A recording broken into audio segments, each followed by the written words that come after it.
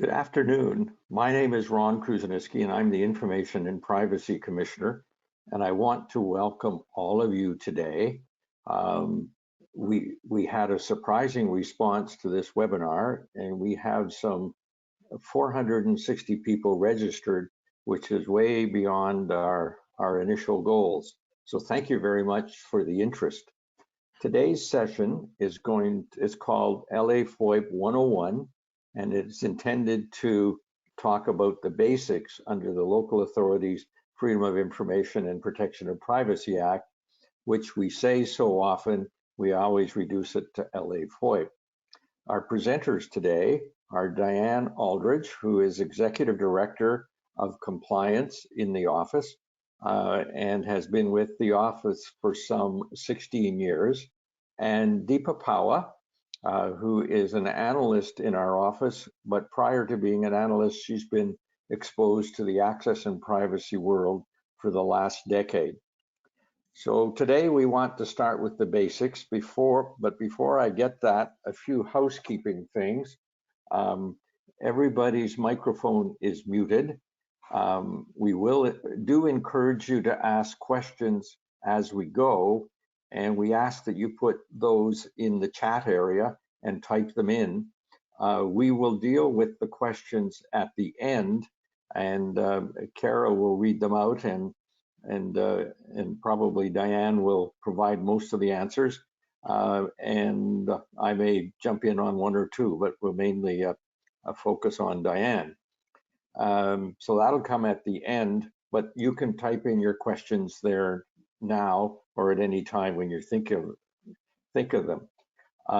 This webinar is being recorded, and the main reason for that is those that couldn't register or get cut off technically or whatever will be able to come to our site and view it later on.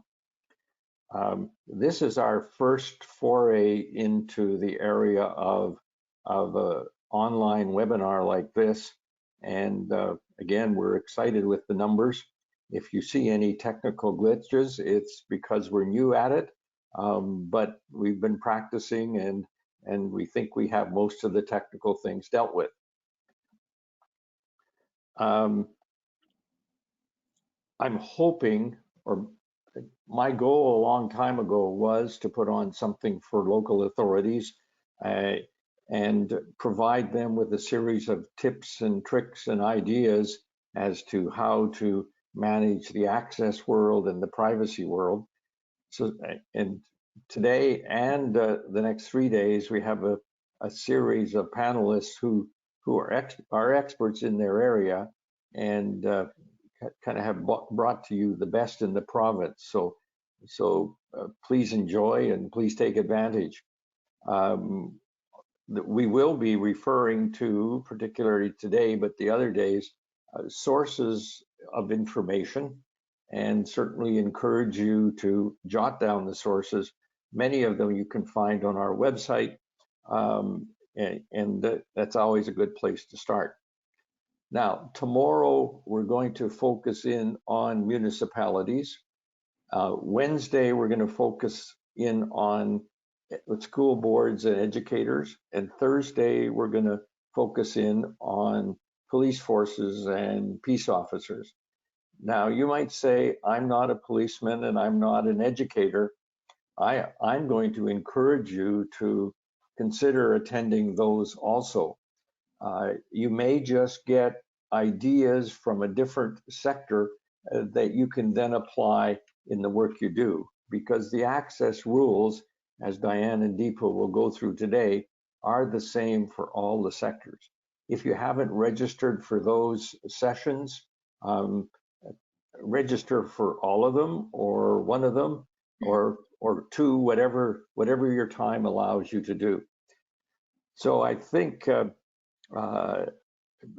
and finally, I'm going to say, I introduced Diane. Her biography is on the website and Deepa's bio is there.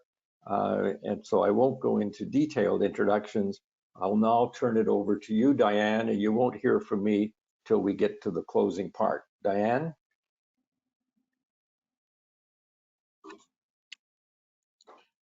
Thanks, Commissioner. I'll save all the tough questions for you.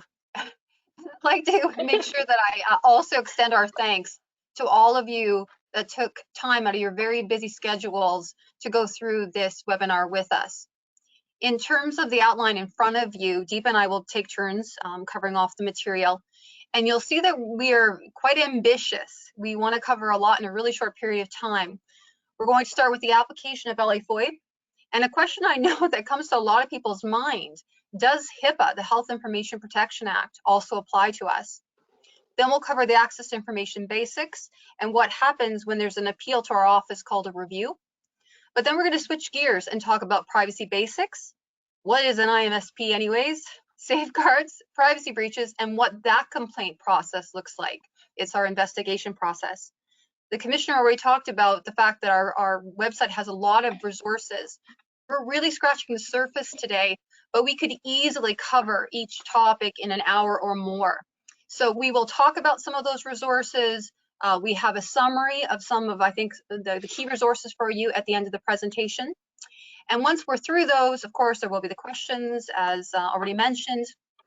If you are not that familiar with FOIP or the regulations, and because I'm sure you're going to want to jump and run to our website right away and take a look with all those great resources, if you go to the home page and you click on the legislation tab, what you're going to see are copies of FOIP, the regulations, but also the other access and privacy laws that our office provides oversight.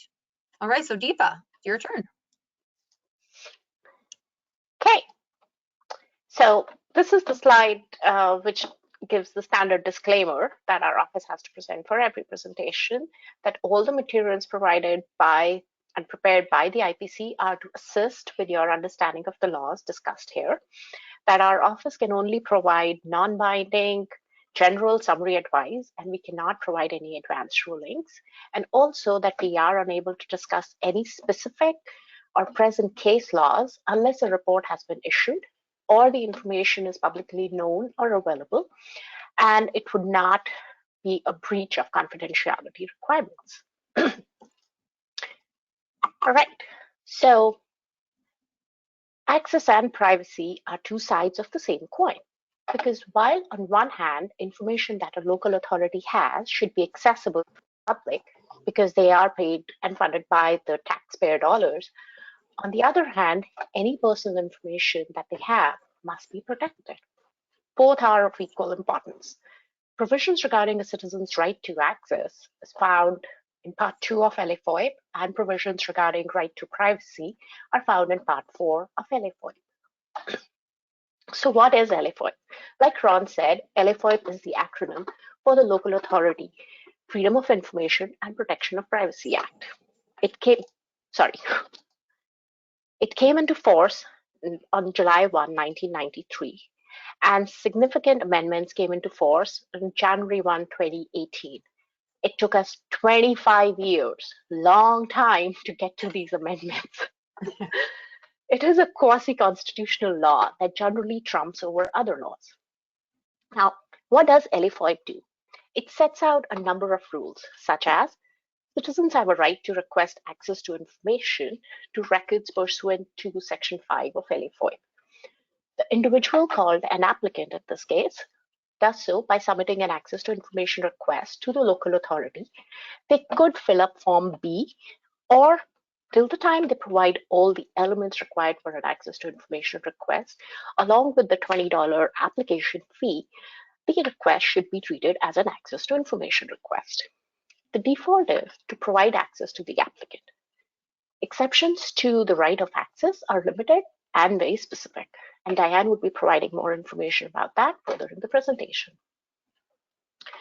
Citizens also have a right to request correction of personal information pursuant to Section 31 of FOIP. That is, if the citizen believes that the information in the possession or under the control of the local authority about them, their personal information, is incorrect, or there is an omission or error, they can request the local authority to attend to that and get it addressed. FOIP also sets out the rules for collection, use, and disclosure pursuant to Section 25, 27, and 28, respectively. the affected individuals must write to the local authority where they believe that an alleged privacy breach has occurred regarding their personal information and request that the local authority investigates the same. Please note that there are no prescribed forms to request a privacy breach investigation from a local authority. If the applicant is not satisfied with the response or they do not receive a written response from the local authority, in each case, they can come back and request a review from our office for correction and access and an investigation in case of a privacy breach. We will discuss all these procedures further in the presentation. All right, so this brings us, where does LA-FOIP apply? Subsection 2F of LA-FOIP lists the body that are considered local authorities, which includes school boards and library boards, municipalities, which include cities and towns, Saskatchewan Health Authority or affiliates, University of Regina and University of Saskatchewan, police services, Sask Polytechnic, and regional colleges and more. So what about HIPAA? Does it apply to you? Well, first, once you figure it out that LA-FOIP does, it's looking to see whether or not you're also a trustee under the Health Information Protection Act. But just to back up a little bit. So HIPAA is the acronym that we use, and it applies to personal health information in the custody or control of a trustee. And there's a very specific list in HIPAA under 2T that lists who falls in that category. And the default is government institutions are bound by FOIP, and guess what? They're all trustees. And so for them, it's really simple. You know, automatically for general records and personal information, FOIP applies to them, but for personal health information, it's HIPAA. Local authorities, I wish I could say the same, but it's not. You have to see whether or not you're also on the list as a trustee or not. And if you aren't, then the personal health information or what you think kind of falls into that realm, like a diagnosis of an employee on a return to work program, that would actually be treated as personal information under LA-FOIP. To give you a couple real life examples, the U of S, the University of Saskatchewan, is not a trustee, but is a local authority. So you think of any personal health information that they have, it's actually just treated as personal information. On the other hand, Saskatchewan Health Authority, huge organization in the province, they're both a local authority and a trustee. So it sees one of those splits with the personal health information being covered under HIPAA and personal information under LA-FOIP. So you really have to make that determination to know, is it just one law or two that you have to comply with?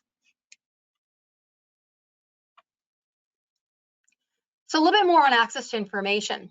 Deepa already talked about, you know, the two sides of the same coin, and right now this is focusing on part 2 of the Act. And the default is to provide access, because when it comes to a local authority, you know, you are funded by taxpayer dollars, and so of course citizens are really interested in how you're spending that money, and they want to see the documents in which you're arriving at your decisions. And so they can make access to information requests, but for what?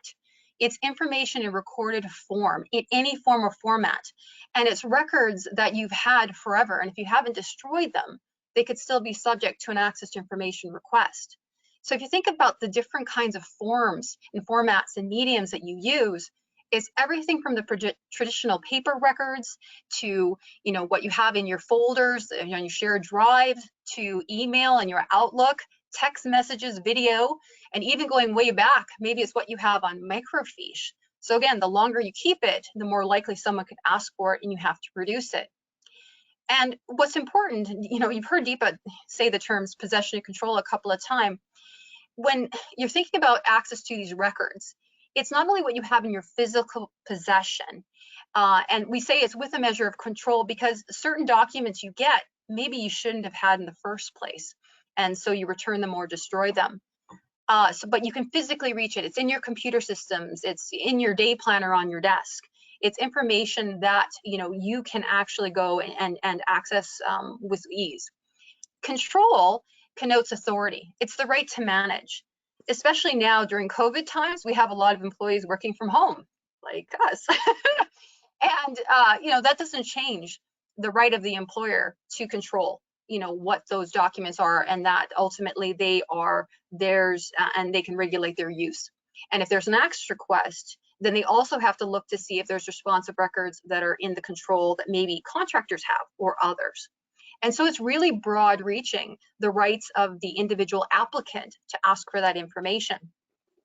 And because citizens want to know, what's actually been said at the time, the access request, the right is to copies of source documents, the originals. And so if there is a question that's asked by an applicant, we find sometimes that, local authorities trying to be really helpful, they'll create a new document to try to answer the questions. Well, there's no obligation under LA FOIP to do that. Instead, if there isn't any answer to the question, well, good customer service is you provide an answer, but it's not providing a formal response under LA FOIP. However, if you can find the answer to the question in records, well, those are your responsive records and you should provide them. So it's not looking at the documents and shrinking them down, doing a summary or condensing them or creating some sort of a secondary document, unless, of course, the applicant agrees. Because sometimes they are interested in a summary. Maybe it's a journalist, they're writing a story, and they just want to know a little bit of information from column A and a little bit of information from column B, put it together, and they've got their story. So work with the applicant and find out what in particular will satisfy them. But if you do that, I encourage you to document it so there's no disagreement later on if all of a sudden, there's a complaint that comes forward. And as I mentioned, there's no time limit. Even though LA FOIP came into force in 1993, even if you have records around from 1960, they're still accessible and the rules in LA FOIP still apply. And lastly on this slide is proactive disclosure. And there's so much I could talk about this, but really it's anticipating what people are interested in. And instead of forcing them to go through the formal access to information request process, instead it's putting that out on the website, making it available. And it's predictable what people are interested in. Plus there's some other laws that may require you to put certain information out there. I've got an example coming up pretty quick. But in LA FOIP, there is a section 53.1 that does require, and it's a shall is a really important word in the legislation, that you need to be putting on your website any manuals, policies, procedures, guidelines that really deal with decision making, and that an exemption, which I'll talk about in a little bit, does not apply. And so again, really getting your head around what people are interested in and putting it out there for public consumption. Next slide. So Deepa talked about, these great amendments that came into force January 1st, 2018. And with the disregarding requests, one of the reasons in which a request could be requested to be disregarded is if it's frivolous, vexatious, not made in good faith, or involves a trivial matter.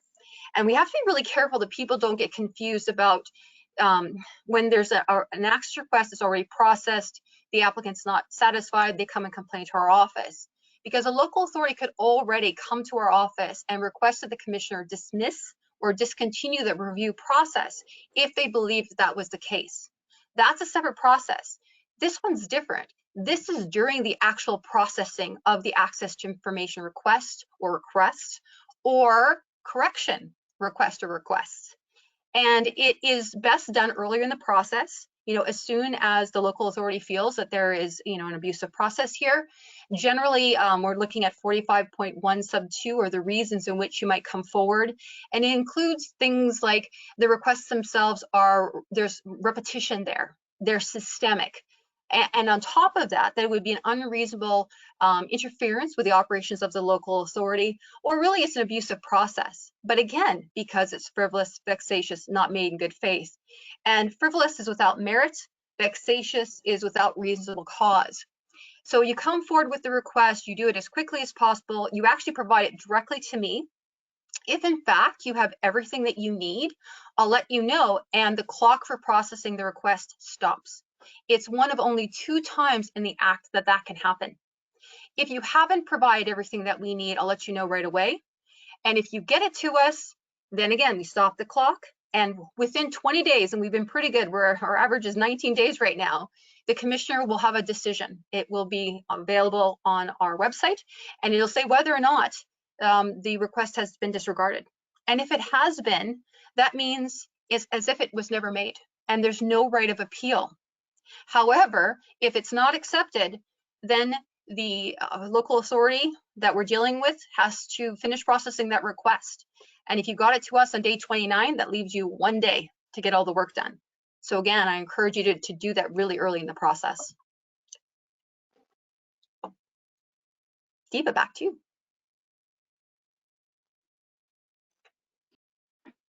Okay, so that brings us to processing of access to information requests. So once you receive the access to information request, the application fees of $20, and have sufficient information to identify the record, you can start processing the access request.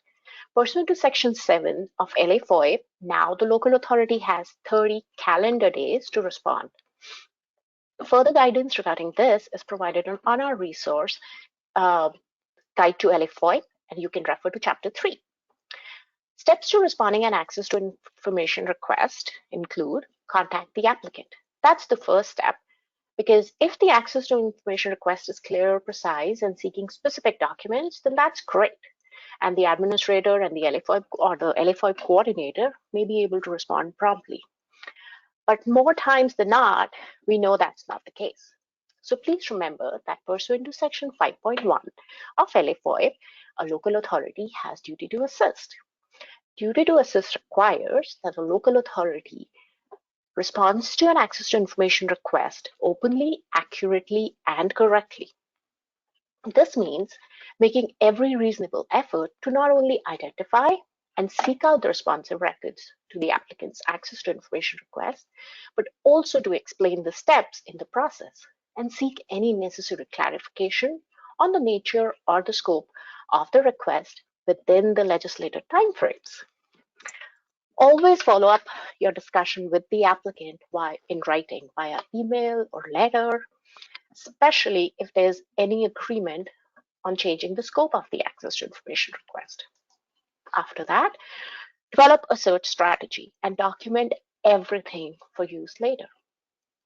Find responsive records by conducting a thorough search, which includes searching for records in multiple formats and locations. It could be paper, electronic, on-site, off-site, whatever it entails. Going next, determine if a fee estimate is warranted. Subsection 9.2 of LA FOIP provides where the amount of fees to be paid by an applicant for access to records is greater than a prescribed amount, which is $100, the head shall give the applicant a reasonable estimate of the amount, and the applicant shall not be required to pay for an amount greater than the estimated amount. Now, prepare a fee estimate if necessary, based on your search strategy and perhaps a representative sample. LA FOIP provides for reasonable cost recovery associated with providing individuals access to records. There are three kinds of fees that a local authority can include in their fee estimate. First, fees for searching of responsive records, which is called search fees.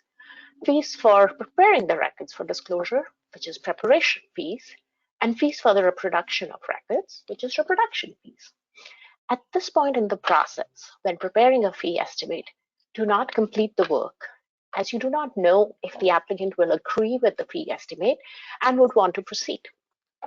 Please note that the clock, like Diane said 2 times, this is the second time when the clock for processing the request stops until the applicant provides the 50% of the fee estimate.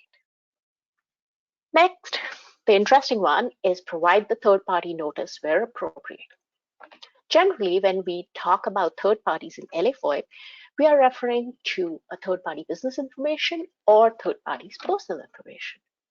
If a local authority is of the view that a third-party exemption, either subsection 18.1 or third-party personal information, applies to certain records or portions of those records, which are responsive to the access request, and the head intends to give access to that entire record or part of the record to the applicant anyways, then the local authority must provide notice to those third parties pursuant to Section 33 of LA FOIP, so they can object if required. Since these are mandatory exemptions, in order to arrive at the decision to release the information in question, the local authority must have arrived at the conclusion that subsection 18.3 or subsection 28.2n of LA FOIP applies. basically finding that the public interest overrides in these circumstances. Next, seek consent to release wherever appropriate. Diane will be covering this further in the presentation. Apply any necessary extensions, but please remember they cannot exceed another more than 30 days pursuant to Section 12 of LA FOIP. The last step here is decide what can and cannot be released. That brings us to exemptions, and Diane will be discussing that next. Thanks, Deepa. So when we're talking access to information, it's part 2. Now we're shifting gears and talking part 3 and a little bit of part 4, because there's also personal information, and that's the privacy side of things. So we use the terminology mandatory or discretionary exemptions. And as I mentioned again, part 3 and a little bit in part 4. The mandatories, when you're looking at the wording of the provision, look for the words shall or must. Those are mandatory, it's imperative. And it's important because if you see those words, you can't release the information unless, and I'll get to some of that again, Deepa already alluded to some of the reasons why you can still release it. But the discretionaries use the word may. So if you see the word may, you know right off the bat that there's a potential to release this information.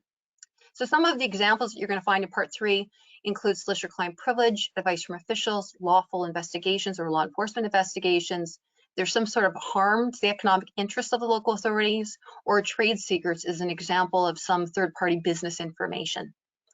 Then there's exclusions in the Act. And when you think exclusions, you're thinking, oh, well, the Act doesn't apply. And one of the sections that comes to mind is Section 3. So if you think of something that's in a public registry, or it's available on a website, it's a matter of public record, then you don't have to worry about LA FOIP. Or maybe there's another law that actually says it has to be released. Another act prevails, I know can be a little bit intimidating.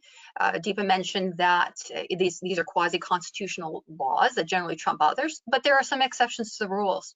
Specifically in LA FOIP, you look at section 22 sub 3 and 8.1 in the regulations, and it lists what those are.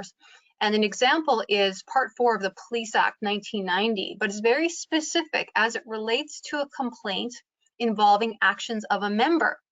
And so because LA FOIP does not apply in that case, the other part of the Police Act does, that's where you have to look in order to see what the rules are that apply in those specific circumstances. Publishing in 90 days, if you know that what the individual, the applicant is looking for will be available publicly within 90 days, then you don't have to provide them with advanced copies.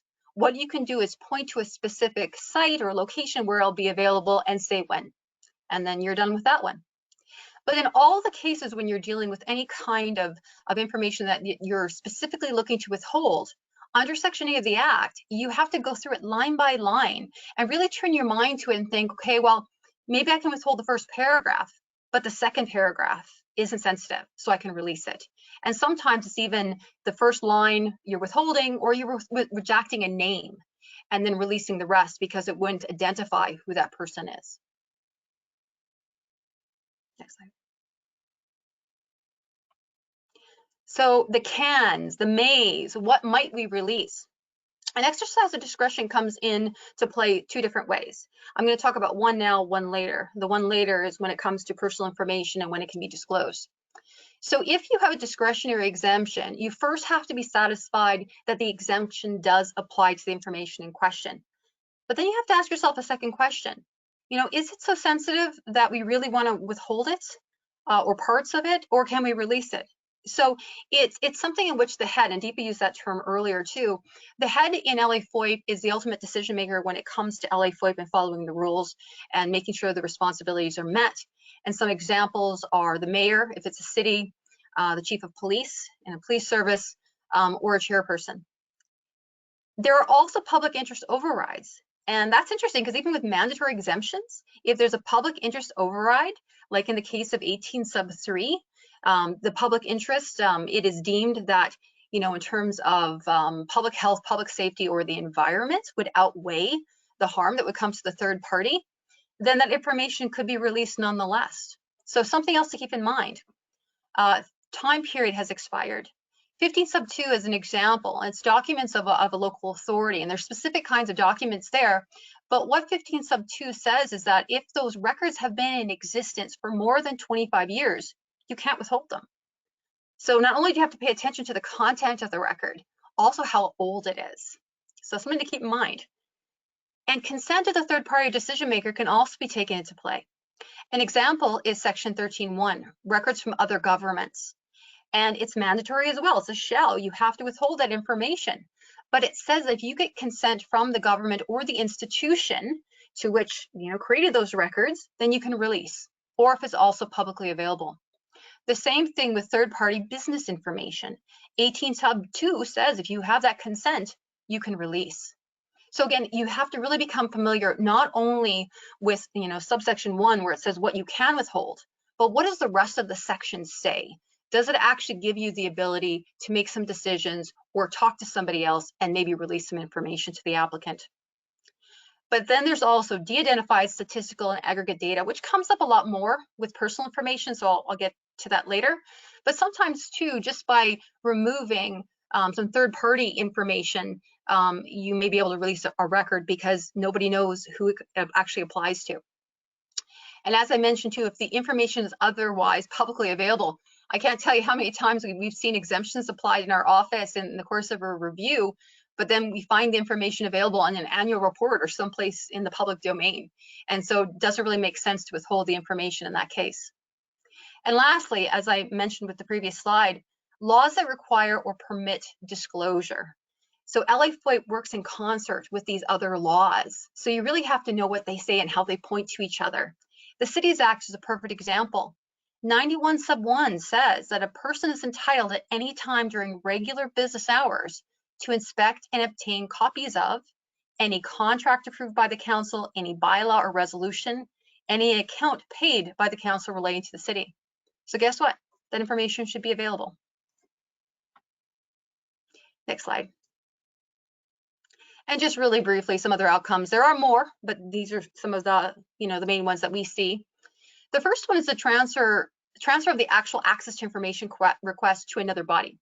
And under LA FOIP, you can do that to another local authority, or you can do it to a government institution. But it has to happen within 15 calendar days, and you have to provide written notice to the applicant. And you can only do that if the other organization has a greater interest in the records. And so that means that maybe they were the authors or they were the ones that originally received it in the first place. So a very specific way, a process, and when you can do that. The next two, there's a lot of confusion around, I find, because the first one is refuse to confirm or deny the existence of a record versus records do not exist, which is a conclusion. So I'll start with the first one. Sometimes public bodies, and it's subsection 7.2F and subsection 7.4, sorry to throw all these sections at you, but what they do is they don't want to confirm or deny the existence of a record because they want to prevent some harm from happening. But you can only apply it in the cases where certain exemptions are applied, and that's section 14, 20, 21, or 28 sub 1.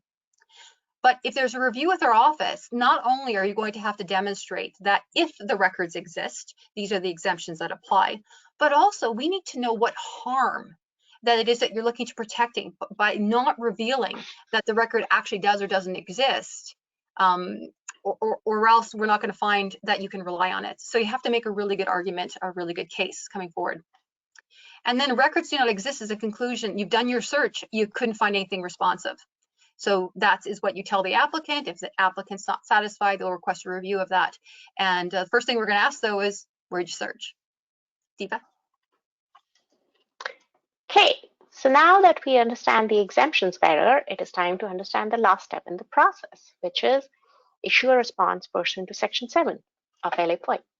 Now, guidance regarding Section 7 response letter templates is provided by the Ministry of Justice, available on the website link provided on this slide. And there are many different types of letters depending on the outcomes. So become familiar with the possible responses. For example, the letter will be different if you're concluding responsive records do not exist versus you're releasing the record in part or in full. Please note that these are templates and you can edit and tailor these as per your requirement and also to suit the unique language of the access to information request, the response, and the exemptions that you're citing. Right. So This brings us to one of the most important steps in the process, request for review. This slide explains the various steps in the process. So first thing, the reasons that can trigger a request for review from our office. When an applicant makes an access to information request and is not satisfied with the response that they receive from the local authority pursuant to subsection 7.2 of any FOIP, they can request a review from our office. This could be for multiple reasons. It could be because the applicant doesn't agree with the fee estimate. It could be because they do not agree with the exemption cited, or sometimes they may have not received a response at all from the local authority within the legislated time frame of 30 days. This is considered deemed refusal. So normally when our office receives a request for review, an intake officer would be the first point of contact for the applicant and for the local authority. And they will try to resolve the matter, which is they will attempt early resolution. If early resolution cannot be achieved, an intake officer will proceed to identify and confirm the scope of the review, and then they would send out a notification email to the applicant, to the local authority, and if there are any third parties involved. The notification letter or the email will request the local authority to provide us a copy of the records, a copy of the index of records, and their submission to our office within 30 days time period. The notification would also inform all the parties the name and the contact information of the analyst who will be their future point of contact going forward. This brings us to analysis and draft report. After the analyst has received the submission from the local authority, if they require any further information, they will contact the local authority directly. Once the analyst has completed their analysis and the draft report has been approved by the commissioner, the IPC will provide a draft to the local authority. Please, at this time, the IPC would request the local authority to identify if there are any factual errors in the draft report. Please note, this is not the time to provide a new submission to our office or raise any new exemptions. This is simply the time to identify if there are any factual errors, if at all. The local authority is requested to provide their response to the draft report within 7 days, unless it's the commissioner directs otherwise. This brings us to final report. Following this process and any corrections, if approved by the commissioner, the IPC would proceed to issue the final report. As a normal practice, the final report is published on our website within 3 days or later. Once the final report is issued, the head of a local authority is obligated to communicate their decision to the IPC and the applicant, informing them if the head agrees to comply with the recommendations made by the commissioner. If the applicant or the third party are not satisfied with the head's decision, they can appeal to the Court of Queen's Bench. For more on the procedure, refer to our resource, Rules of Procedure here. All right, the next slide, talks about the tips and tricks that you can apply. So these tips and tricks may come very handy to save you some time and keep you on track. Communicate with the applicant. Remember your duty to assist. Sometimes the applicant is simply not clear on what exactly they seek. They do not understand the filing process, the records management process, and how the local authority is saving their records. So talk to the applicant, understand their request, clarify it, identify the time period that they are looking for. Maybe what the applicant really needs is 5 pages for 1 year, but just because they don't understand the records management process, they may have asked for 50 pages over 5 years. Discussing this matter and communicating with the applicant may save a lot of time for everyone involved in the process. As explained earlier, don't delay the processing of access to information requests because the clock is ticking. Document everything, including your search efforts, your efforts to assist the applicant, everything. All of this is important because if the matter was to proceed for a request for review, our office may ask for such evidence. Create an index of records.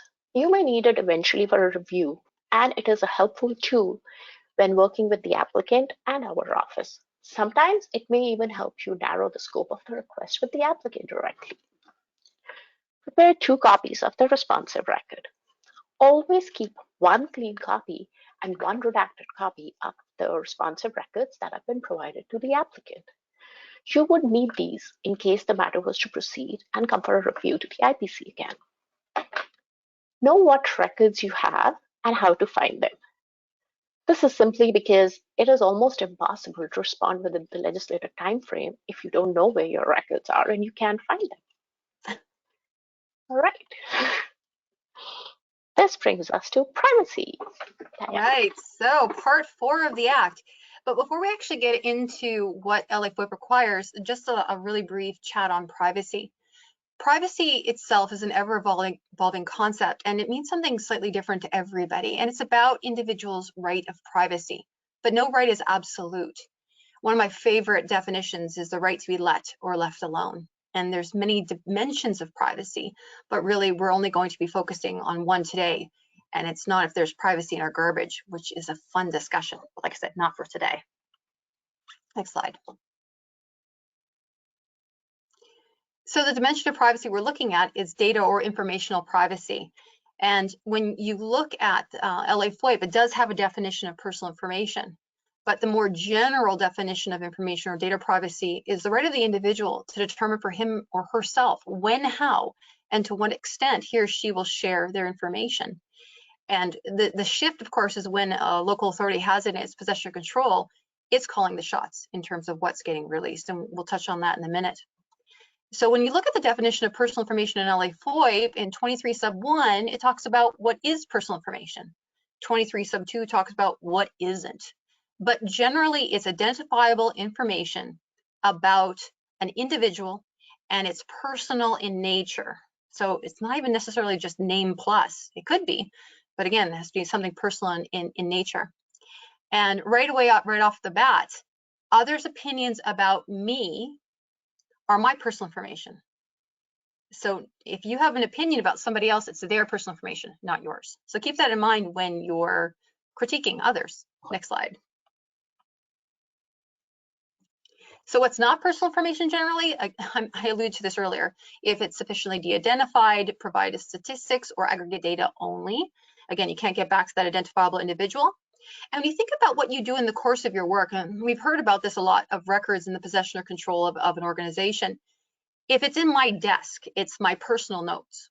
No, it's not. It's actually a record that you're creating in the possession or control of the local authority, because it's work product, something you've prepared in the course of your job that you're getting paid for.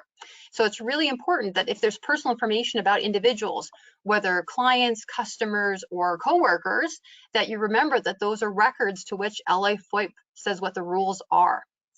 And when we look at the fact that I work at a particular organization, LA FOIP carves that out and says, well, business card information isn't considered personal information. My job description, what I do, my work product, the fact that I wrote something and signed it, it's not treated as personal information under the Act. However, where that shift is, it's not what I do in the course of my day, because that's not personal information, but if you're judging me in terms of how well I do it, yes, that is personal information, and it falls more into the realm of employment history, or even the kind of thing that would fall in a personnel file. Next slide. So I threw this in really quickly. It shows the continuum, and especially in today's world, it's always shifting. When it comes to personal information or these individual data elements, some is publicly available, some is held close to the vest or the chest, because we don't want it out there because it's very sensitive, potentially prejudicial information that others may judge and potentially discriminate or judge you, and you know, you could lose a job opportunity. So where might they fall on this realm? So, or this continuum? DIVA, first one.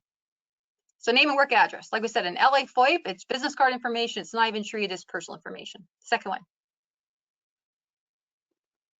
Age, 29 forever. And it's interesting because, you know, a lot of people may talk about their age, but what they don't often tell you is their birth date, because that is something that should be protected because it could be used in identity theft. My opinion of you. Again, a little bit of a trick there because it's the other person's personal information, not you. Next one. My social insurance number. Of course, you want to protect that. Could be used in identity theft. And lastly, that I'm HIV positive. And just really quickly, even though, you think it's obvious that something like HIV positive would fall at the other end of the spectrum and need to be protected because it's more sensitive. But the thing about any of these privacy laws is that sometimes there's that, circumstances dictate that there's that public interest override. And so in one case, Saskatchewan, most people are aware of, back in 2006, 2007, I believe, there was the Saskatchewan Rough Rider who ended up being convicted. He knew that he was positive, HIV positive, and was having unprotected sexual relationships with other people and infecting them. And so then the information was released publicly to protect the public.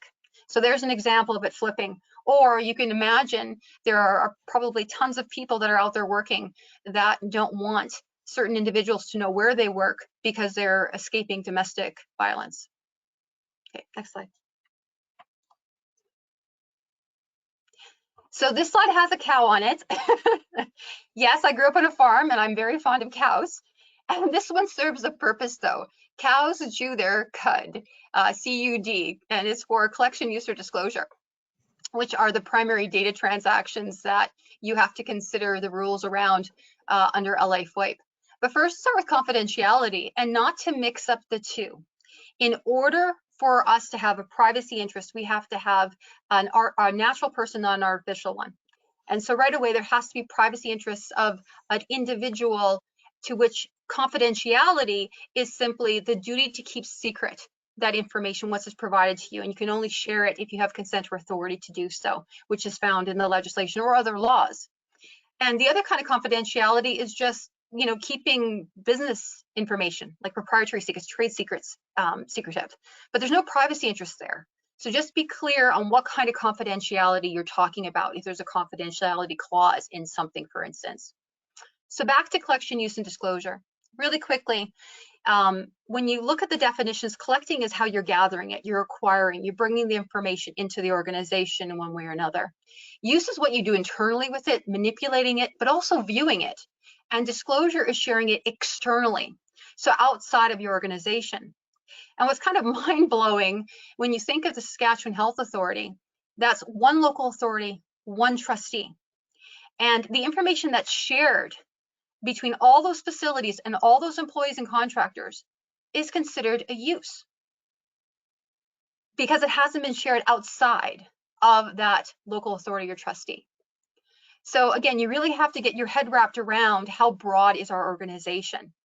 And, because the rules will slightly be different if it's considered a use or disclosure. And you can also collect, use, or disclosure or disclose the information in recorded form or verbally collect it or share it. So don't forget, it also captures both of those actions. And purpose is really important because the legislation talks about specific purpose and what your authority is. So if you're collecting it to fulfill your mandate for your proposed or existing programs, services, and activities, then you should be able to collect the personal information and use it accordingly. Where things shift a little bit is disclosure, and I promise to talk about the discretion here. Normally, you don't release third-party personal information. So that means if it's information about me, you don't release it to DIPA without getting my consent, unless there's authority in the Act. And 28 sub 2, plus there's more in the regulations, there's actually quite a long list, is you can disclose that personal information, but it's a maybe. So you really have to turn your mind to whether or not you think it's appropriate in the circumstances. There are some disclosures that are mandated by law. So for instance, public health, right? We all learned a lot about that with COVID, but a lot of times too, it's a maybe. And the head really has to turn their mind to it and even document it, because if there was a complaint down the road, you may have to defend the decision. And lastly, there's two principles that underline everything that we do with personal information in an organization, which is need to know and data minimization. And it really makes it simple. If you don't have a need to know, which means you need to know it in order to do your job, then you shouldn't have access to it. If it's only nice to know, then that's a privacy breach. You have to have it in order to get your job done. That's need to know. Data minimization is the least amount of personal information necessary for the purpose. So if you need 5 data elements and you collected 6, well, that could be a privacy breach because it's only the information you need, and it's episodic. You may need it today, but that doesn't mean you get access to it forevermore because you may not need it tomorrow. Okay, Diva. Next slide. I promised to explain what an ISP is. An information management service provider, and this is another one of those new amendments in January 1st, 2018. It's just contractors, really. And so the information is still in your control, but somebody else has it and they're providing specific types of services on your behalf. So they process, store, archive, or destroy personal information. They're providing IT, so information technology, or IM, information management services. There's even a provision in there in terms of when they would take possession or control. I haven't seen that yet. Combining records, and maybe that's for data matching or data linking, or provide some sort of consulting services. But what's key is you need to have written agreements in place to make sure that the IMSP is only doing what you've asked it to do with that personal information, and they're not using it for their own purposes, because that would be a privacy breach. And a contract allows you, or a written agreement allows you to hold them to the terms. So it's really important. Okay, Diva. All right. So this brings us, FOIP has a duty to protect personal information, as Diane said, pursuant to Section 23(1), which states, subject to the regulations, a local authority shall establish, again, note that it's shall, establish policies and procedures to maintain administrative, technical, and physical safeguards. Please note that our office is looking for reasonable safeguards in place. We are not looking for perfection. A couple of examples of each safeguard. Let's start with administrative or operational safeguards. Appoint a designated privacy officer. Have a privacy policy and procedure in place and conduct proper privacy annual training sessions for anyone that works for you. How can they protect personal information if they don't know how, right? Then technical safeguards. This is one of our favorites. Require the use of login credentials and authentications. Please keep strong passwords. 111, 1234, your pet's name is not a strong password. Use a combination of capital letters, numbers, special characters to make it a strong password. And please do not share your password with anyone. Next, physical safeguards.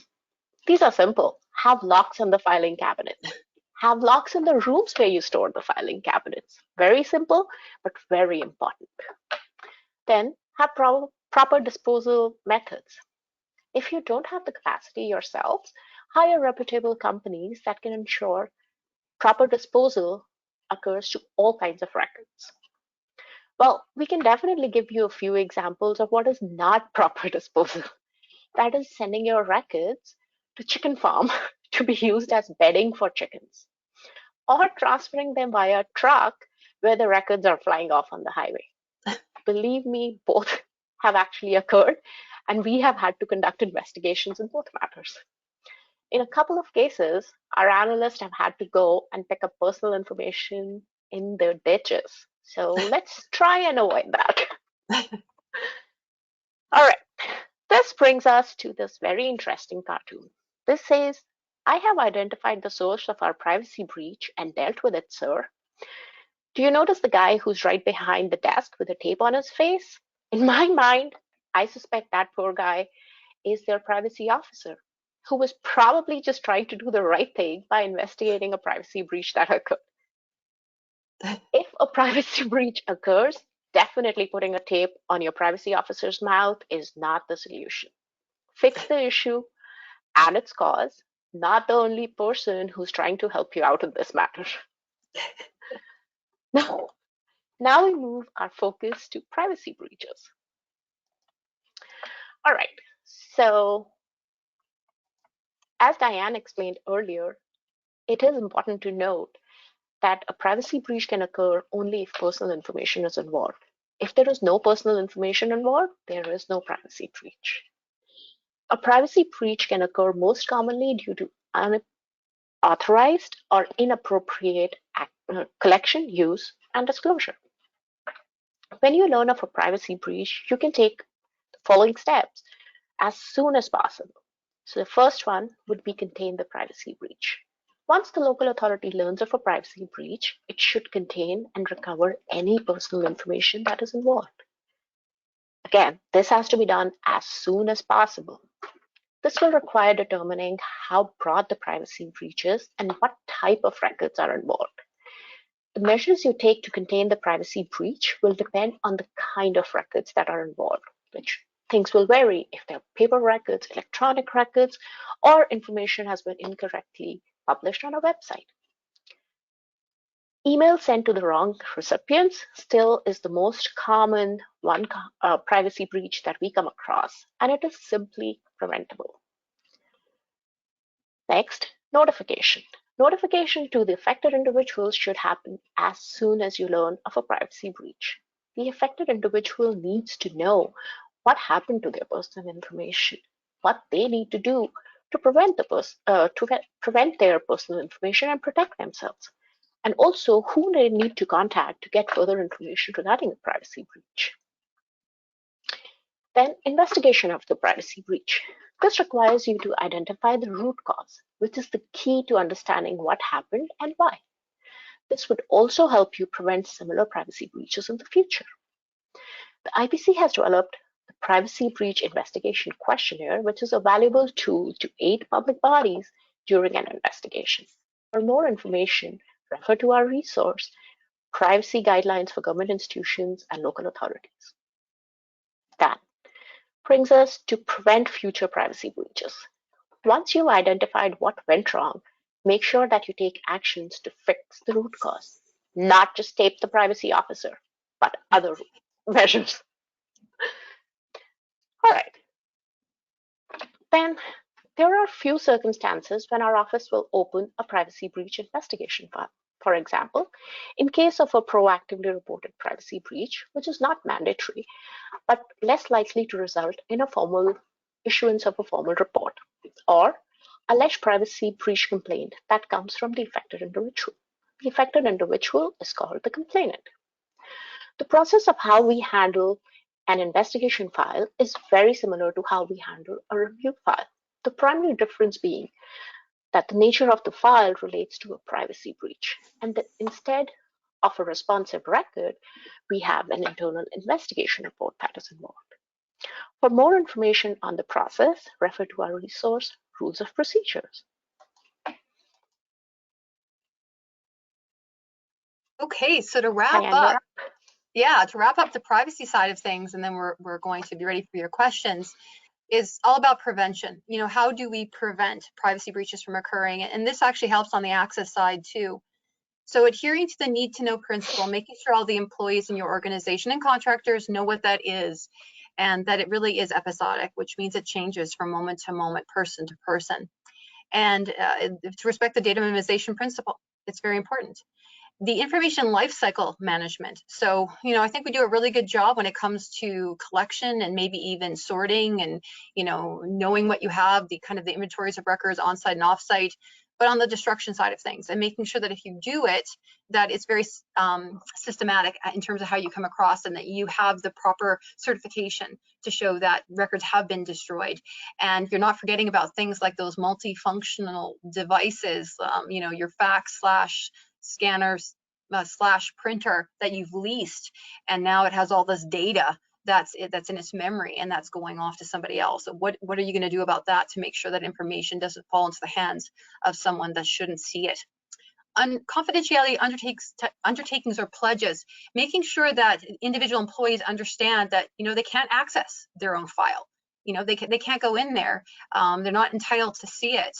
Making sure that they know, well, they also can't be looking, it's called snooping, to look in at their coworker or their family or friends' information. That's all inappropriate. They're not providing services to those individuals. So they really have to know what the rules are to protect that information. And get it in writing, those contracts, agreements, policies, procedures. You know, it's pretty hard to prove that your employees know something if you haven't trained them, and there's no written policies or procedures that, you know, they're aware of because you've trained them on them, and they're accessible to everybody. So we're really looking to see that you've done your due diligence and you have these things available for your employees and your contractors. Make sure it's accurate and complete, because just like with, you know, putting out information into the public domain that is sensitive and potentially prejudicial, that can do harm to an individual, so can inaccurate information. Someone may not get a job, for instance, if the criminal record check came back and was wrong. You know, they weren't really, convicted of something. Train, and train some more. What I find the most is, and we all know this, if you don't use it, you lose it, you forget. And so we do recommend annual privacy training just to make sure people are on top of it and they're not forgetting key important points. Another one's really important is sometimes we forget about the movement of people. And, you have people that maybe someone's on mat leave or paternity leave, they temporarily moved into a different job, they're on a sabbatical, whatever, they're gone for a long period of time. But have you restricted, suspended, disabled their user accounts so that they can't get access remotely? Because we're in a world now where that's even more accessible and possible. So, and it can be done remotely. So you want to make sure that you're addressing that as soon as possible. So the day the person is walking out the door. Monitoring or auditing electronic systems and, checking to see if you even have audit capabilities in those systems. Because if someone's in there viewing and snooping, you may not even know it if your system doesn't have audit capability. So really be aware of that. And as Deepa mentioned, secure destruction, it's not throwing the personal information at the bottom of the chicken coop and assuming that it's going to disappear, because it doesn't always happen. Okay. So then the last couple of slides, just really quickly. We promised the resources, and there they are. Then this is just a sampling of the resources that are available on our website. Our contact information, if again, you don't get an opportunity to answer your question today, you know how to reach us. And last but not least, we'll let the commissioner wrap us up, or are you saying something at the end? Thanks, Diane. Before I say something at the end, it's time for questions. And Kara, have we received many questions while Diane and Deepa have been talking? Yes, actually, we've had several questions here come in. I'll start with the first one. Krista asks, is an application complete if not received with the application fee? Oh, that's simple. Yeah, no, they have to have the application fee unless you've decided to waive it for some reason. Okay, great. Next one comes from Jennifer. It says, thank you so much for holding these sessions. I would like to ask about RM maps. Most, if not all, RMs have maps that show roads, landmarks, and property owners at their locations. We are looking at updating our RM map, but have heard that RM maps breach privacy. Can you please clarify this for us RMs? And/or what should we do differently to manage this task without breaching privacy? Oh, yes. Oh, and I've actually had the summary advice question before, and I do have a response that is more detailed that I'd be able to provide to you. So when in doubt, follow up with me directly to my email, daldridge@oipc.skd.ca, and I can fire that off to you. But you always have to start with, when you're trying to protect privacy, you always have to start with, well, is there personal information involved? So you have to go through and you have to determine, are there personal data elements? And secondly, is there authority to release that information? And you also have to take a look at past practices. We've had a number of cases in our office where we had to look to see if practices were in place prior to the act coming into force, because those practices might be able to continue on after the fact. Other laws that require the release or publication of information. So it's really breaking down the question, looking at all those aspects and arriving at a conclusion. And also, is this something, again, proactive that you're doing, or is this in response to an access to information request? Because if it's in response to an access to information request, if it doesn't exist, remember what I said about not having to create new records? So again, what's the context? We'll work through the problem and see if, your circumstances is the same as the previous question that I was asked. Great, thanks, Dan. The next question from Noreen says, if an employee from 20 years ago requests a summary of their employment history, should this be addressed through an LA FOIP application process? Well, it's an interesting one, because do you think this individual will be satisfied or not and feel like they're getting the runaround? because if it's a double-edged sword. You can suggest just providing them the information, and especially because they want a summary, I'm assuming that's extracting information and creating a new record that doesn't already exist. And if they are satisfied with that, maybe you're not going to see a complaint come later on. Or you can go the formal route and say, go if you want copies of source documents, you can make an access to information request. And if you're dissatisfied with what you get, you can request a review by the commissioner's office. So, some definite options. I guess it also depends on, what that existing relationship is with that previous employee. Thank you. And Sorry, Ron. Diane, just to add to that, if your organization has a destruction policy and it says destroy in 6 years or 10 years, then this could become academic. But if you haven't followed your policy and an access request comes in, even though it's 20 years old, you're obligated to go through the steps. Great, thanks, Ron. Next question asks, can we issue the third-party notices via email?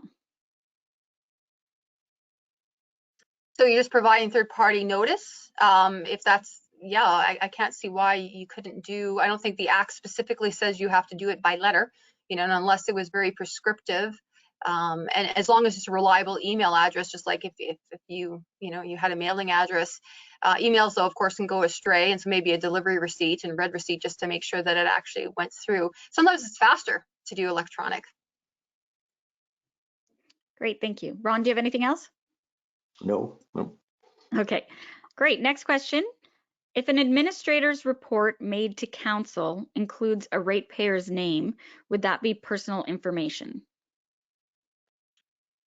Again, everything is context specific, but a ratepayer's name along with what? I'm assuming it would be along with other personal information because you're providing services to ratepayers in your municipality. So most likely, yes.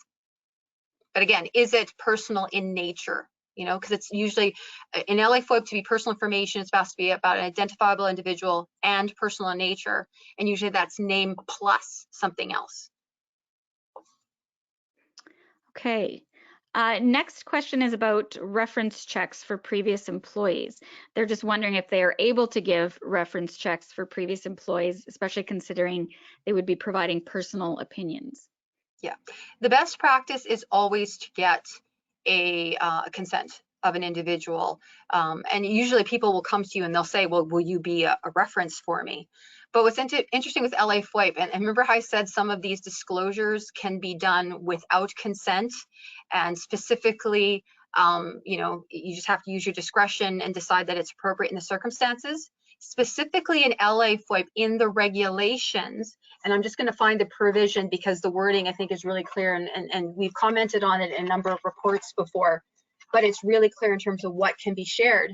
So this is 10G of LA FOIP regs that you can disclose, and again, this is without the consent of the subject individual, to any person where the information pertains to the performance of any function or duty or the carrying out of any responsibility by an officer or employee of a local authority, or the terms or circumstances under which a person ceases to be an employee of a local authority, including the terms of any settlement or award resulting from the termination of employment. So it looks like you have options. Great, thank you, Diane. The next question asks, can we include the name of the employee and their salary in the list of payables for approval for council, or should we only indicate employee number? Oh, this is such a good one. This question has been around a really long time, and we actually have issued some reports on it, so I think we're pretty solid. But the starting point is when you look at the definition of what is and isn't personal information, and particularly in subsection 23 sub 2, the salary, and it says specifically the salary is not considered to be personal information. So that's a specific amount. And even if you look at public accounts and those that work for government institutions, even our office, sorry guys, I gave it away. If you take a look in those public accounts that are available publicly, you can see exactly how much money we make. And in some jurisdictions, the legislation actually says salary range. So it's a more generic number, you know, within a certain salary range. But here in Saskatchewan, it's specifically salary. But, you know, if you're putting something out in the public domain, you know, we're always worried about, you know, those that are mining for personal information across the internet. So maybe you want to have some safeguards in place, have a PDF, web robot protocol in place, so that, web exclusion robot protocols in place to help prevent that crawling, so that the information can be amassed and used for other purposes. Okay. Sorry, I'm just going through questions that are coming in here. As a municipality, if we're contracting out our community planning services, should we be having a disclosure form signed by the applicant so that we can provide the subdivision or development application information to the community planner? Okay, I just want to make sure that I understand this. It sounds like it's just if you're engaging with a contractor and you know, hopefully you have that written agreement, and they're just providing services on your behalf. So really it's an extension of the local authority. And as long as I mentioned earlier, when it comes to collection, use, and disclosure, if you're, you know, the information, you're using it to fulfill your mandate, to, you know, offer your programs, activities, and services, even if it's a contractor, you don't need consent of the individual in order to do it. You know, these access and privacy laws were built because, you know, we're providing services to individuals like healthcare and social services and education, that if they had to get express consent every single time, the system would come to a standstill. So, you know, they don't need consent in order to share the information for those purposes, or for, we said, a consistent use of the information, which is reasonably and directly related causal connection. So for instance, you collect information for one purpose, but then you have to use it for billing, right? So there's an example of that. So no, I don't think you'd have to get consent in this case. But again, we can never give an advance ruling based on the limited information that I have before me, and hoping that I got my head wrapped around the question. You know, that's kind of the quick and dirty response. Great, thank you. Okay, the next question asks, are elementary schools trustees for HIPAA since we collect medical information from our students? No. Because remember, every organization may have some personal health information, what appears to be personal health information, in its possession, custody, or control. That in itself doesn't make you a trustee. To be a trustee under HIPAA, you have to fall on that list first under 2T, but then you also have to have custody or control of that personal health information.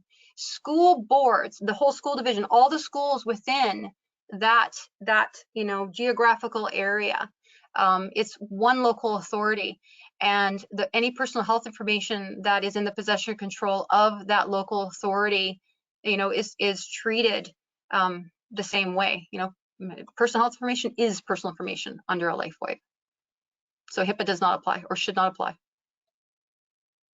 Excellent. Okay, next question is asking, we often get requests from Crown corporations such as SaskPower to confirm a tenant is residing in the city.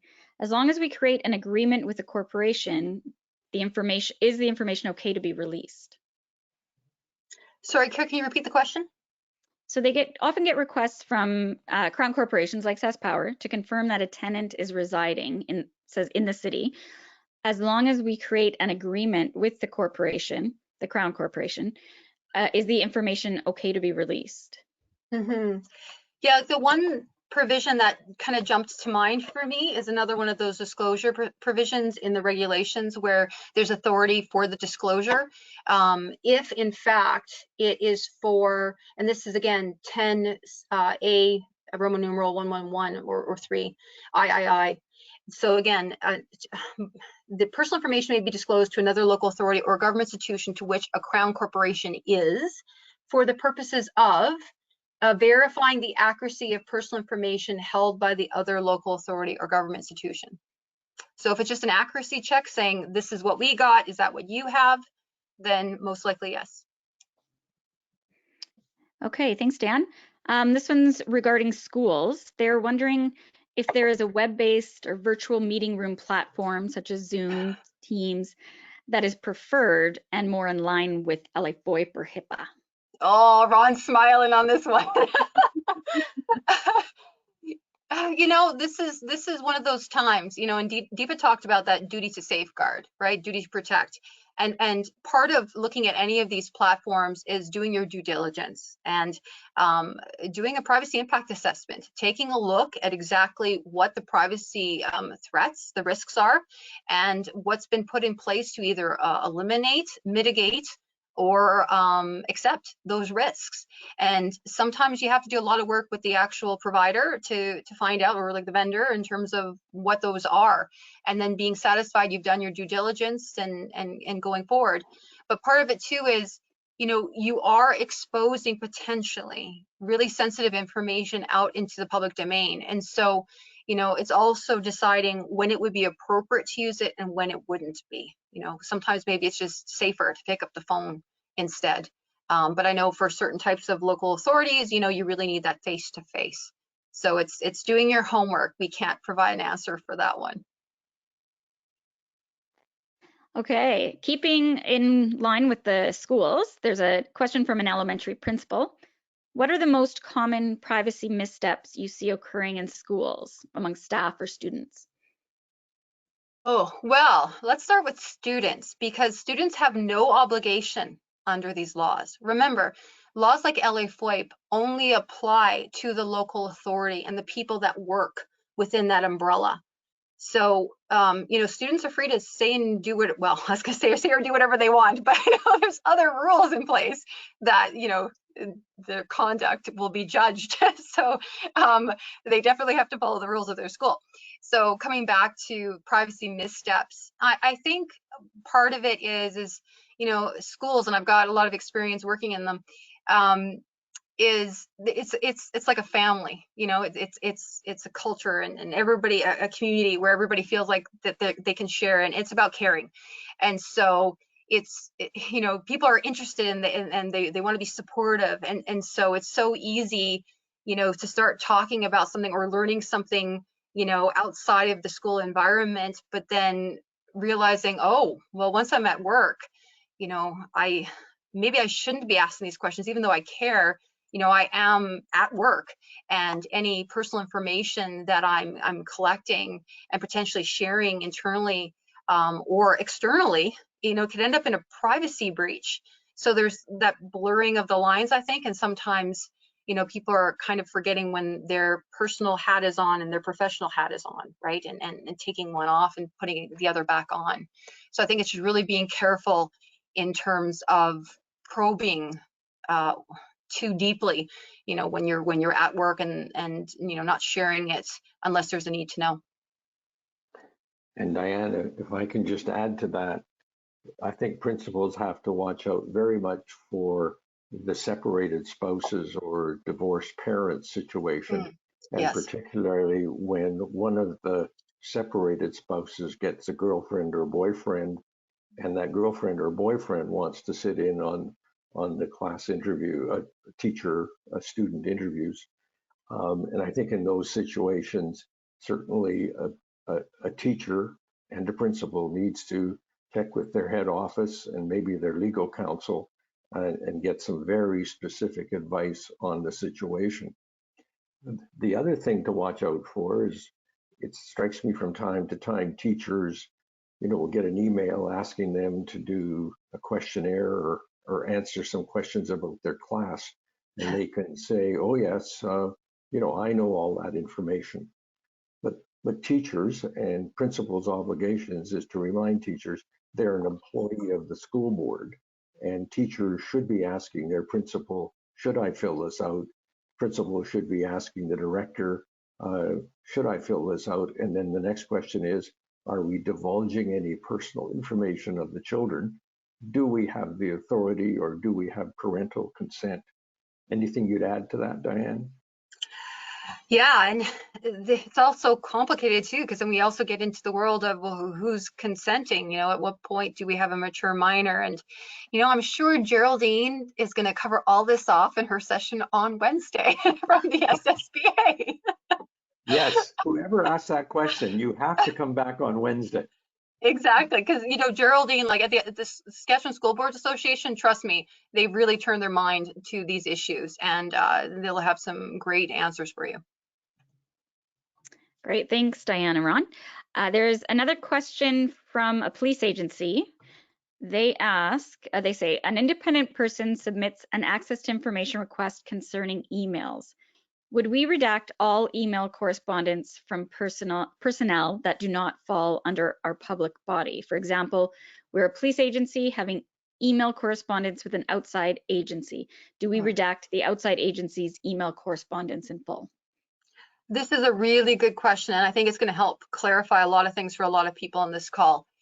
So when we talked about access to information, the rights of the individual, it's to copies of records that are in your possession or control. Doesn't matter where it came from. Doesn't matter if you authored it or not. But the good news is that there are those exemptions in Part 3 that you can look to. And if you can find one of those exemptions that apply to that responsive material, because of course we're assuming that what you're talking about, the emails in question, is what the applicant's looking for, but you don't necessarily want to be releasing that. Well, what exemptions could you rely on? And there's a number that potentially could be at play depending upon who that other party was or the content of the information themselves. And it's quite a bit of examination from our office to be able to help you determine what that might be. An example is advice from officials. Usually you think of if there's people that it's your employees or your contractors that you could apply that particular exemption, but also if the whoever it is that you're dealing with is acting in a sufficient advisory role. So there's really a lot that goes into making that determination, but the starting point is look at the records, look at Part 3, look at the individual exemptions, and say, well, do we think one of these applies? And go from there. Or remember, you can always get consent of that other party. And if they really don't care, that makes life simpler for you. Okay, I've got 3 more questions here. First of all, Diane, if you could repeat your email address. There's been quite a few people asking for that. They didn't get it. Sure. So D Aldridge, ALDRIDGE @OIPC.sk.ca. Great, thank you. You're probably going to have a full inbox when you return. That's okay. We'll give some to Ron and some to Deepa. Okay, this question says, if I submit a letter of resignation to my employer, a municipality, is my letter of resignation able to be shared if a taxpayer submits a request to see it? Oh, that's a good one. And the simplest response is, do they have a need to know? And probably not, right? Because it definitely would contain your personal information. So the starting point, the default when you're looking at somebody else's personal information is that you need their consent. And if not, then you look at 28 sub 2 that provides for some of the circumstances in which maybe you could disclose. But again, it would be also the data minimization principle, the least amount of personal information necessary for the purposes. Thank you. Okay, next question. Oh, sorry, I'm just losing my spot. They keep coming in here. Where do requests for tax information fit in LA FOIP, specifically asking for tax certificates as opposed to just giving the information? That's a perfect example of where you have to look at the provisions in another law. And this is a question that I had to address years and years and years ago, but I know specifically, and I'm trying to remember the exact name of that act. Ron, maybe you're familiar with it, but there's a specific act that governs this, and I know tax is part of the title of the law, and it actually breaks down what can be released. And it's one of those cases where LA FOIP works in concert with the other law and allows you to share what you need to in order to fulfill those specific purposes.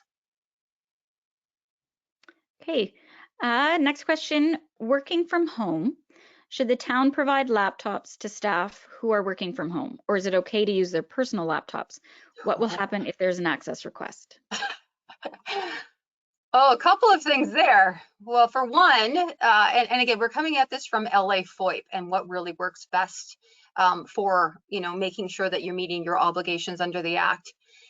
Making sure that your employees have equipment that you have done your due diligence, right? So that you have everything you need in terms of protection. So, you have your firewall and your VPN and, making sure that it's properly safeguarded wherever it's being kept in the residence. It goes a long way. It's pretty hard too if, someone's using their personal equipment to ensure that they have everything that they need to safeguard your information.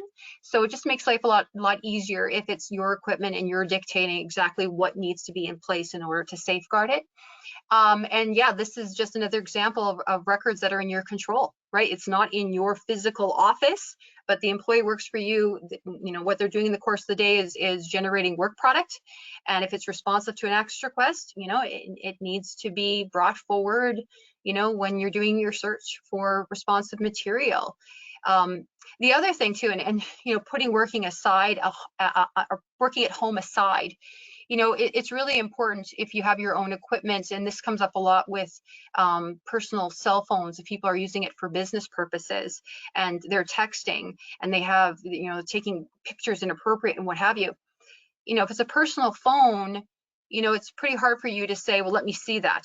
I want to confirm that you actually deleted that because you shouldn't have had it in the first place, versus it's work property and it's yours. Right. And if someone quits tomorrow, you can demand the return of that and the information itself. You do have to still figure out and make sure that you have some sort of procedures in place to ensure that anything that is being saved, for instance, on a work laptop at their home, if they don't have some sort of VPN access into your system, that information is going to eventually make it into your shared drives back at the office at some point. So really thinking it all the way through in terms of that information, but also protecting it. And Diane, there's the other aspect. If you have municipal information on your personal machine at home, who else is using it? Is your spouse using it? Is your 6-year-old using it? And will he or she accidentally upload it to Instagram or Facebook, and you become totally embarrassed and probably should be fired because you had business information and you let others get access to it and they distributed it all over the world. So I think there's some serious risks for staff that do that, and staff should be encouraging their employer to provide those laptops. Great, thank you guys. Ron, I still have 3 more questions. We've had more come in as you guys have been talking. Would you like me to keep going, or? If Diane hasn't run out of energy, let's do the 3 more. Okay, let's do them. Okay. This one says, when you have an inquiry as to who owns property from an individual that's not a local authority, can you give out the name?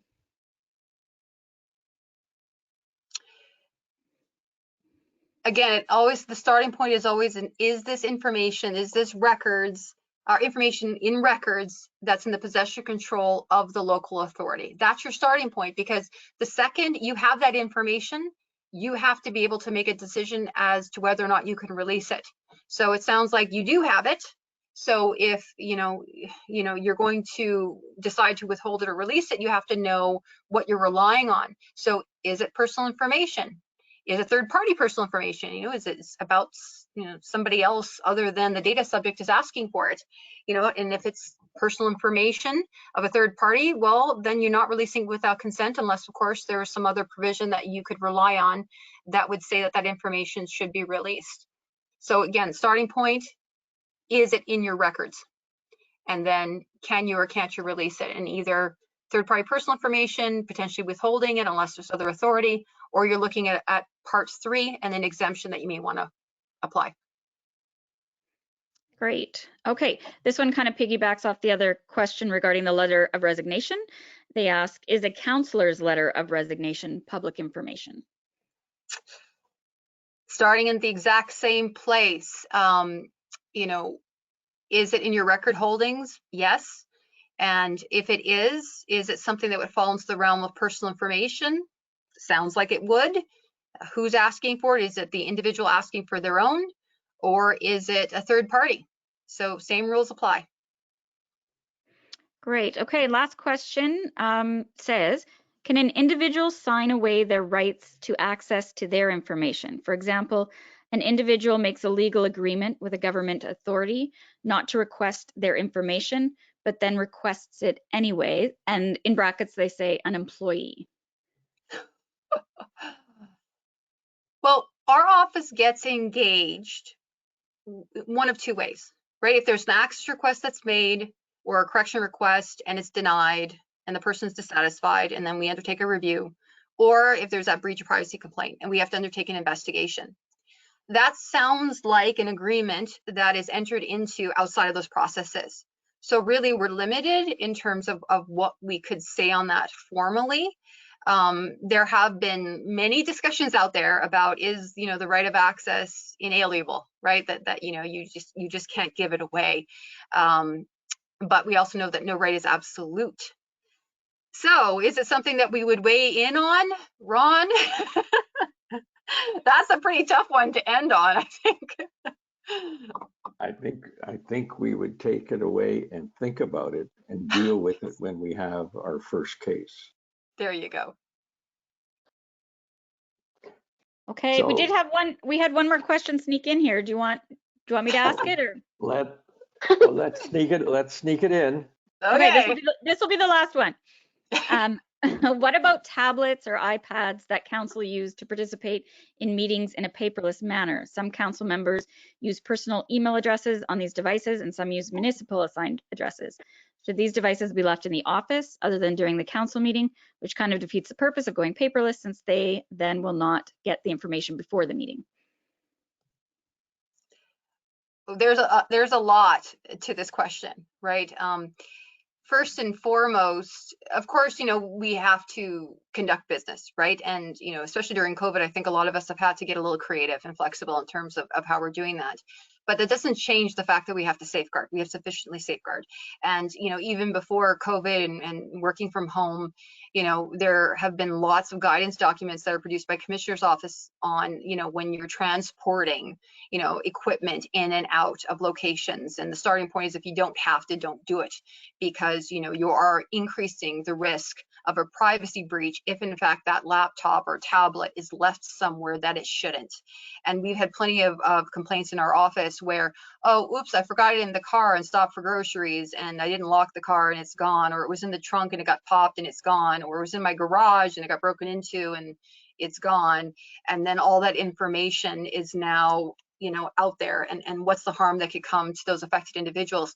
And I think, unfortunately, what we've also seen, because we have too much experience with this, is because there wasn't some sort of strong procedures in place, and what are the consequences if those procedures aren't followed, and if they haven't actually done their homework and know what is even on the tablet or the laptop. You know, you may never be able to know how extensive a privacy breach is, right? So there's a lot of work that has to go into doing this if it's going to be done at all. And so you really have to get your head wrapped around that. But also, you know, as we were talking about earlier, in terms of records management processes, like, you have to make sure that, you know, these are business records. How do they get captured on a more permanent basis? You know, because they were on a laptop or a tablet, are they getting deleted at the end of the day? You know, unless they're transitory, which means they you know, like, for instance, it's a duplicate copy or what have you, or has a, you know, a temporary lifespan because, you know, we wrote it down here, but really I entered it into that database over there and then I didn't need it anymore. You know, how are you going to make sure that that information gets to where it needs to be? Because it's not your personal notes, it's records that are being generated in the course of doing your job, right? So you need to make sure that your records management system will capture that. And I think the last part of that question was about the personal emails. So we have a bunch of resources and reports on this. So I don't know if the commissioner wants to speak to it, but you want to avoid it if possible for a lot of different reasons. And you know, one of the examples used, who has access to your personal email? Does everybody in the household use the same one, and everybody can see what's there? How do you capture it for record keeping purposes? You know, how secure is it? Email is not the most secure, you know, way to share personal information or business information, because, you know, it's not the most confidential. It's like sending a postcard and it can be intercepted. So, you know, really having, and how do you search? You know, if I'm the FOIP coordinator and I get a request for certain information, for one, I don't have access to that tablet probably. And secondly, a personal email of a council member, how am I going to search that? So it really makes their job a lot harder. So you need to try to, you know, either go through all of that process to make it as safe as possible and to try to work into your records management system, or you come up with alternatives. Well, thanks, Diane. Thanks, first of all, to Diane and Deepa for the presentation. And I know they went through a lot of information in that hour. And certainly some of the resources on our website, if you go there, you can go through it at a slightly slower pace. But we wanted to cover the main topics and issues in LA FOIP, and that's why we called it LA FOIP 101. It's sort of getting to the basics. I want to thank Kara for handling the questions and all of your questions. And as I heard them coming in, and education questions and police questions, and I would say for all of you, there's opportunities in the next 3 days to get into some of those areas. And you can see from the questions how Diane's answers can give insight to everybody and tips and ideas and things you can do. So hopefully you'll come back for 1, 2, or 3 of the next days. Some housekeeping things as we close off here. There will be a notice on Twitter when this particular webinar is up on our website, and you can follow us there. Kara will be tweeting about it. Also, if you wish to follow us on Twitter, generally, we're at Sask IPC. Please do that. When we exit in a minute or two, you will be asked to do a very short survey, only 5 questions, basically on how you found this particular webinar. And it really is your opportunity to help us get better at making these presentations. So again, thank you to all of you for joining. Thank you to Kara and Tristan, our producer and director on this webinar, and a particular thank you to Diane and Deepa and all of you and all your questions. Have a good day and come join us tomorrow. Thank you. Bye all. Thank you. Bye.